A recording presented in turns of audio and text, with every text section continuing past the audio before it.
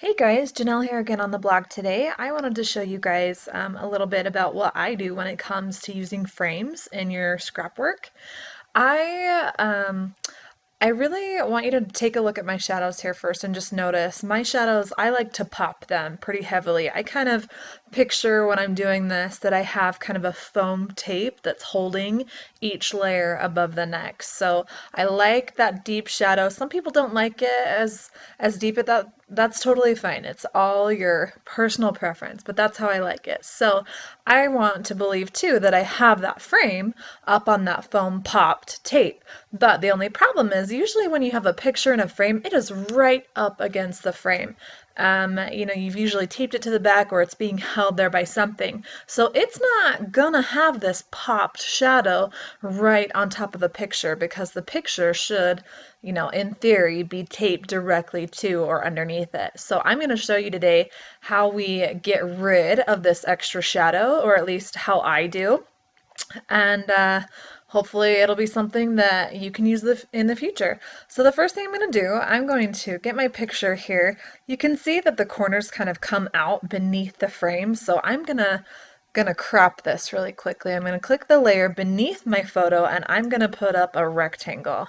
And I'm just gonna put up the rectangle just wide enough, there we go, to cover the photo portion of the frame. And then I'm going to clip my picture to the shape underneath it. And you'll see that as soon as I do that, I get rid of these little pesky corners. And you can kind of see behind my title here that I have that one too.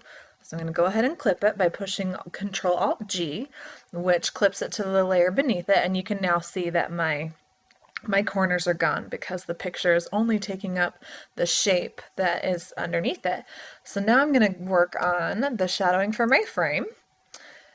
The first thing that you want to do is actually take the shadow and remove it from the frame. And you do that by clicking on your shadow layer and then right click on your effects and say create a layer. And that's going to take any effect that is underneath or being associated with your layer and put it on something separate. If I had multiple layers there, like if I had a stroke and a drop shadow and a bevel, it would put all of those on individual layers. So here is my shadow layer, and you can see you can turn it on and off without affecting your frame.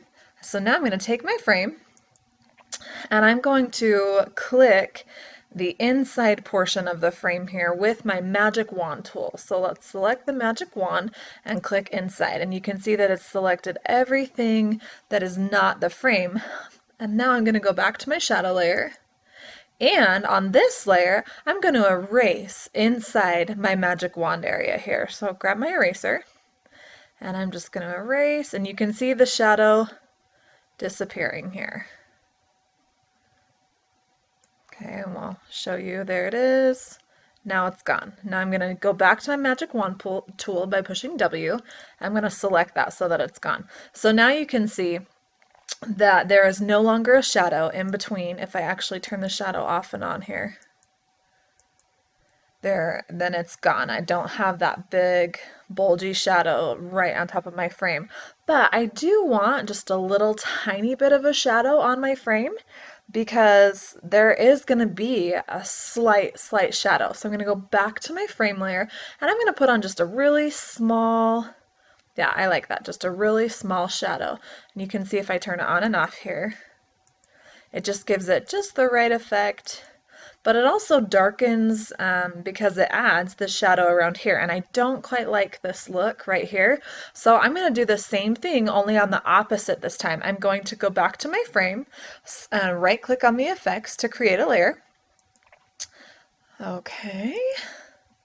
And then instead, this time I'm going to magic wand the outside of the entire frame. And now when I click on the shadow that I just made, the small shadow, I'm going to erase it from the outside of the frame this time. Grab my eraser here. There we go. Just go around a few times, make sure I got it all. And go back to your magic wand tool with the W and deselect. And now you can see when I remove the shadow, the small shadow, it's no longer affecting the outside edges right here. It is just right here, which is just what I wanted. So there you go. That is how I adjust the shadowing on my frames to kind of give them what I think is a more realistic touch. Hopefully that was something that you can use while you're scrapbooking, or maybe even the create a layer. There's a lot of things you can do with shadows when they're on a separate layer, and more of those I'll teach you in the future. So hopefully you'll learn something new, and I look forward to teaching you again next time.